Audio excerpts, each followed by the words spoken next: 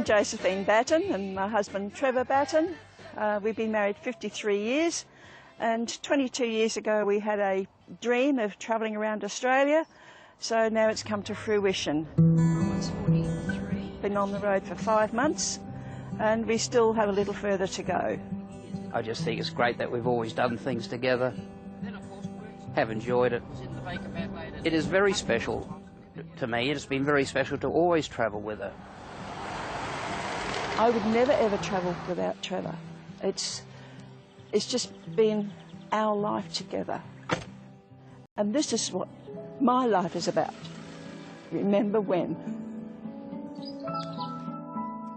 I left school at 15, get my first job. Oh, thanks, love.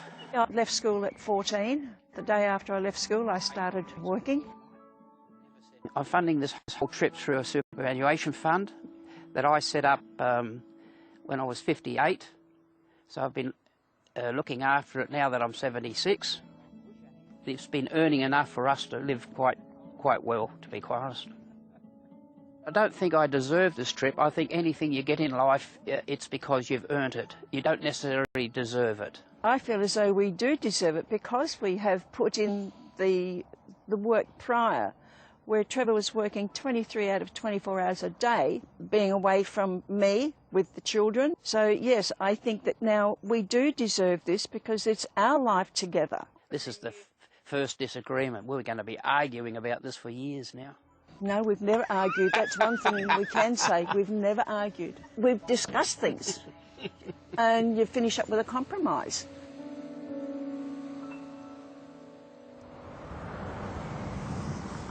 Trevor and Josephine Batten from Sydney are grey nomads, a movement that epitomises Australia's ageing population.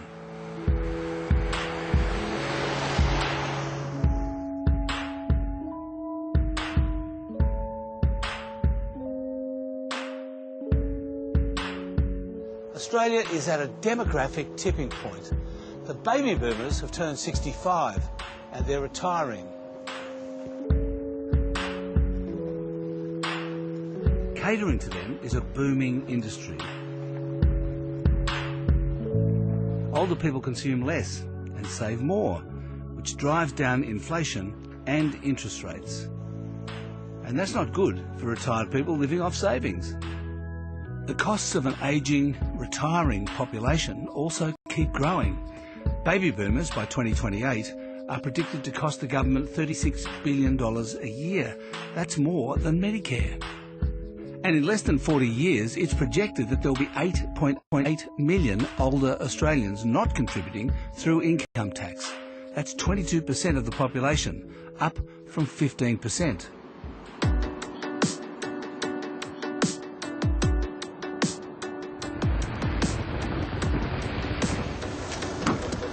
Hello, Joel. I'll see you again. How you going?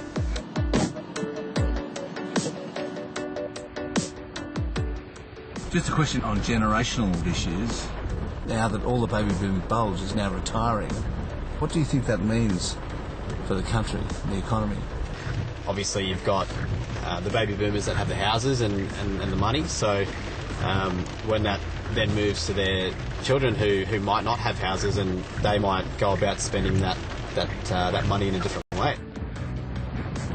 Do you have a sense, as a young person yourself, that there's an intergenerational unfairness going on? They've worked for the money and for the opportunity, so it's not really unfair. Good for you, Joel. Good on them. They did the hard work, and sure, like there might have been some policies that helped them back then. I'm not sure, but yeah, look, it's not unfair. For young people, the skills which are available, the sorts of jobs which are now available that they can work in, it's a whole different world. Okay, so maybe you're not going to buy a house until later. That's not the end of the world. I'm an optimist. I think that this country has a terrific future. You're good.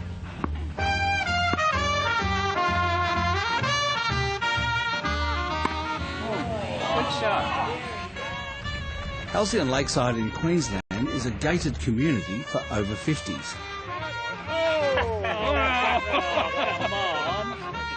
The Australian economy may have stalled, but as the baby boomers retire, they're moving to communities like this one, which means business is booming. Over the past 5 years, business has doubled, and in the next 5, it's expected to double again. I was a GP in a local town halfway between Brisbane and the Gold Coast. I did nursing home visits, I did retirement village visits, and you saw there was something that was missing in the market. And as they say, that was history. South East Queensland in particular, it's the Florida of Australia. We have the lifestyle, we have the weather, we have strong demographics, great infrastructure. What the modern retiree is looking for is really an upgrading of their lifestyle. They want to forget having to do repairs to a home, they want to forget having to mow the lawn, all those things you did when you lived in the suburbs and you had kids, and all seemed to have some value at the time because that's what you had to do. There's approximately, getting close to 100,000 people that already live in these communities across the country, and I think it will only increase and follow what's in America, where there are millions of people that live in these communities. But it's not all cruises and caravans for the baby boomer generation. An increasing number of older Australians are still having to turn up for work. And that's likely because 3 times as many of them are still paying off their mortgages. The second big demographic trend is immigration. Immigration doubled in 2006 and it's at roughly the same level now. But it's one of the only sources of economic growth we've got left, so it's unlikely to change anytime soon. We come here on every Thursday evening around 6 o'clock for the cricket training. They're crazy for cricket. Hi, my name is Avtar Singh. Meet my beautiful wife Satinder Palkar. We had a beautiful family. We got 3 kids, had a house. So this country has given us a lot.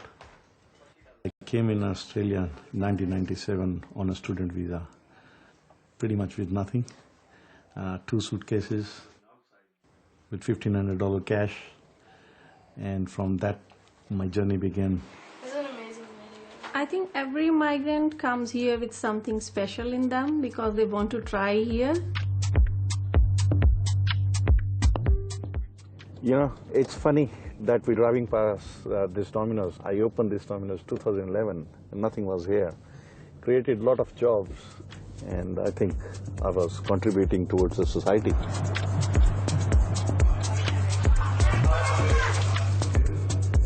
As a migrant, you don't have an option. You got to work hard. And to work hard, the opportunities do come. I think every migrant has gone through that journey, and they are very successful because they work hard and they appreciate what they have here. The success of the Singhs from Melbourne is just part of the population boom. With a high level of immigration, there are, of course, more people wanting to work. For employers, that means there's no need to give anyone a pay rise. We do have, by developed economy standards, a very unusual population growth. I mean, about 1.6% over the last year, and driven at about 300,000 head count. The irony is, all these people are coming in and want to work. And arguably the biggest single problem since the GFC 10 years ago is that we've been struggling to get any income or wage growth. Why is that? Guess what? A massive increase in labour supply. But exclusive data from PwC shows that fixing Australia's employment problems could be the answer to the country's lack of economic growth. The unemployment rate is tracking at about 5%, which isn't too bad. While women in paid work is at a record high, it could be even higher. And so could that of younger Australians and those over 65. In fact, according to PwC, if Australia improved its labour market performance to match that of Sweden, the potential GDP boost would be $207 billion, or 12%. Another big demographic factor is the global slowdown in population growth. Australians just aren't having big families anymore. I'm Cam Selby. This is my wife Ellie and our little daughter Luca. She's 2 years old now, and we have no more plans of having any children. I want to be able to when she's older to help her buy a house and like obviously cars and stuff like that. And yeah, if you times that by 2 or 3, well, definitely wouldn't work. Not very achievable. Well, we'd have to upgrade house, car, everything else, so it would be very costly. So a lot of people always say that we'll change our mind. And I'll just get a small black and a black. We've definitely discussed it. Yeah, we've thought long and hard about it. It was sort of a money kind of thing. We would like to send Luca to a private school, which is something we wouldn't be able to do if we had two. I think we'll be able to travel more with one, activities if she wants to do them. It's just makes sense, I guess, to ease the financial pressure. And then Shallow. Luca is very wild, definitely a handful. So not sure we could probably handle another one. Yeah, we wouldn't want to, I don't know, run the risk of having 2 wild children, I suppose. She's not too bad, but she's pretty good.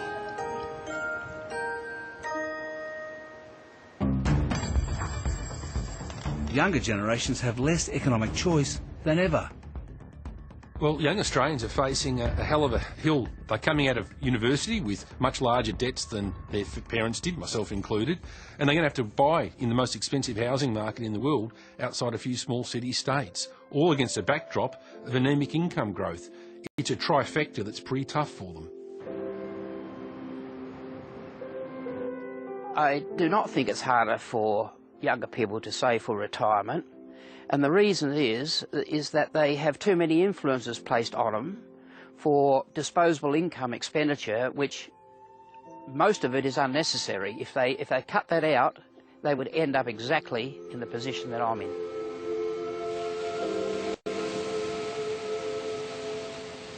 Tomorrow night, in our final episode, it's all about China. How the US-China trade war is affecting all of us, and why harnessing innovation at home is more important than ever. Bushfires are still ravaging Australia's east coast. Today it's South Australia facing